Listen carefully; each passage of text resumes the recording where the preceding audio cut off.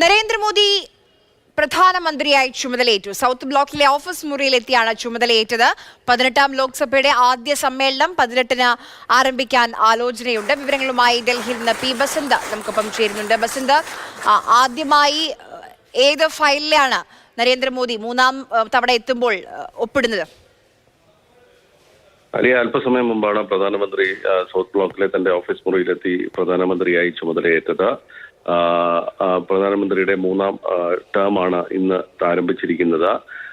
ആദ്യ ഫയലിൽ അദ്ദേഹം ഒപ്പിട്ടിരിക്കുന്നത് PM കിസാൻ നിധിയുടെ 17ാമത്തെ ഗഡു കർഷകർക്ക് നൽകാനുള്ള ഫയലിലാണ് പ്രധാനമന്ത്രി ഒപ്പിട്ടിരിക്കുന്നത്.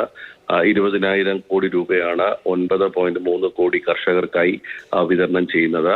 അതേസമയം ഇന്ന് വൈകിട്ട് ചേരുന്ന കേന്ദ്ര മന്ത്രിസഭാ യോഗം പാർലമെന്റ് സമ്മേളനം വിളിച്ചു കൂട്ടുന്നത് സംബന്ധിച്ച തീയതികൾ തീരുമാനിക്കും. 18-ന് സമ്മേളനം തുടങ്ങാനാണ് ആലോചിക്കുന്നത്. 18, 19, 20 തീയതികളിലായി 18, 19 തീയതികളിലായി പുതിയ അംഗങ്ങളുടെ സത്യപ്രതിജ്ഞയും 20-നും 21-ന് രാഷ്ട്രപതി ഇരുസഭകളുടെയും അംഗങ്ങളെ അഭിസംബോധന ചെയ്യുന്ന പരിപാടിയുമായിരിക്കും മിക്കവാറും ഉണ്ടാകുക. ഇന്ന് വൈകിട്ടത്തെ മന്ത്രിസഭാ യോഗത്തിൽ ഇത് സംബന്ധിച്ച അന്തിമ തീരുമാനം ഉണ്ടാകുമെന്നാണ് അറിയുന്നത്. ശരി ബസന്ത്.